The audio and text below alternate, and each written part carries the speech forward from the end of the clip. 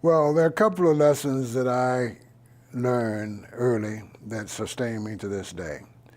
I believe to the core of my being that anger and hate are self destructive emotions. You don't hurt anybody by being angry with them or hating them. You only hurt yourself. That stuff will eat you up.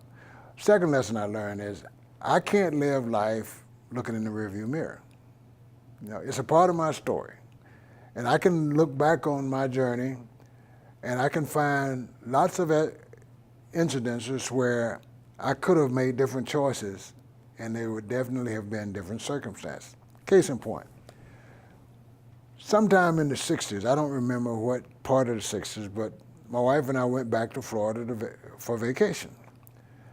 And so there were a bunch of us in Jacksonville, and we decided we wanted to go together to Alabama, which is my parents' birthplace.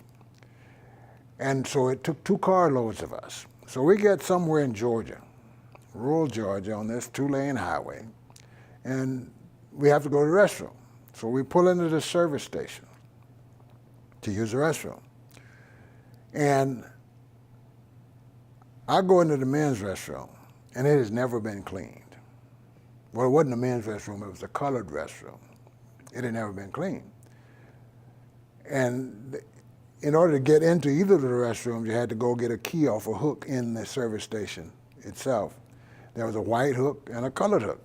I use a colored hook because I'm colored, okay? I went in that restroom, I said, no woman that I know is gonna sit on that toilet. So I went back into the service station, got the white hook, the key off the white hook, and opened the white restroom for my sisters, my mother, and my wife to use. Well, listen, owner of the service station, who was pumping gas at the time, that was back in the day when they pumped gas for you, got really angry that I would dare use the white restroom. So once he got through pumping gas, he jumped in his pickup and he drove away, sped away. I said, okay, we may disappear in the woods, because if he goes and gets his boys, we're in trouble. Because like I said, we're in rural Georgia. So we loaded back up the cars, got back on the road, headed towards Alabama. About 5 miles down the road, here's a sheriff's car approaching from the back. And I figured, this is it. We're going to end up in jail or whatever. But it turned out that this sheriff was not interested in me or us. He was going somewhere else, so he went on past us. And that was the end. But I was thinking, if I had confronted that service station owner about the state of that colored bathroom, or had even mentioned to him that I felt that the ladies in our party deserved a clean facility, it might have gotten ugly. But I just assumed that I could use the white restroom without endangering us. And so I think that we have to be willing to accept people for who they are and where they are. And he grew up believing that he was superior. I remember Austin and I took a cross-country trip in '63, married young couple, and we had to be picky about where we stopped, because not every place would give us a room. And so I remember we were coming back. We left Jacksonville like 3 o'clock in the morning because we wanted to we were driving all the way to Louisville, Kentucky, I think. And so we left and stopped at a service station. And I wanted to get gas. And the guy said, you can't use the restroom.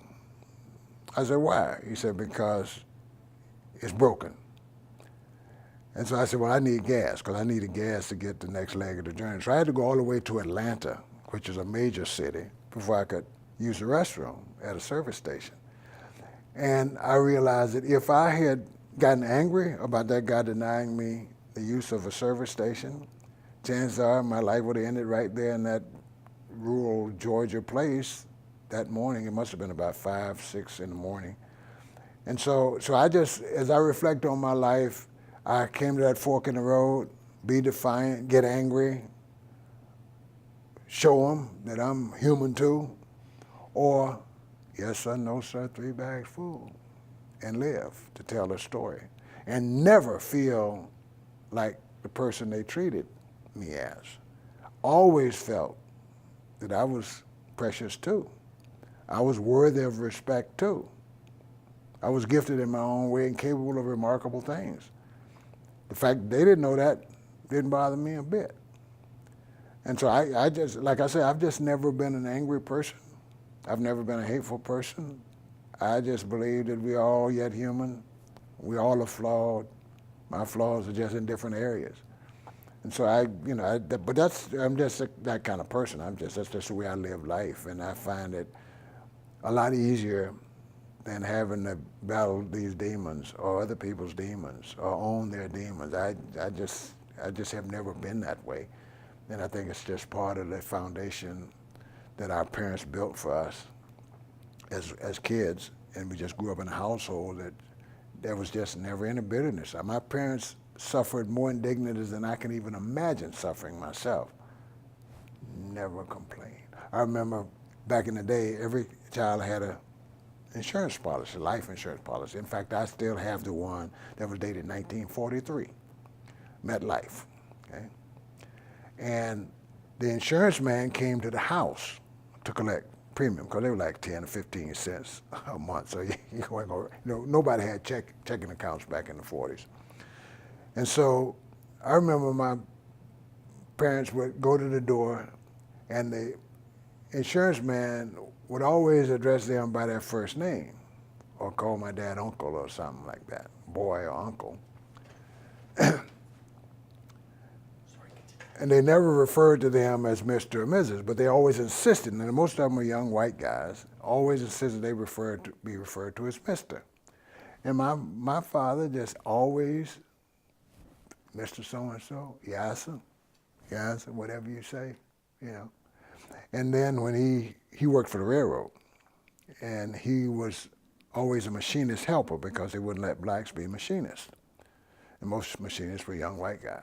And so within about 3 years before he retired, after 30 years, he retired after 33 years. So about 3 years before he retired, they opened it up. Now he had to be a member of the union, but the union would not let him do the job that he was qualified to do.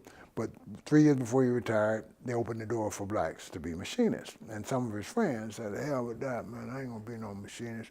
They made me work all these years without being, I'm screwing. So my dad said, hey, they open that door, I'm walking through.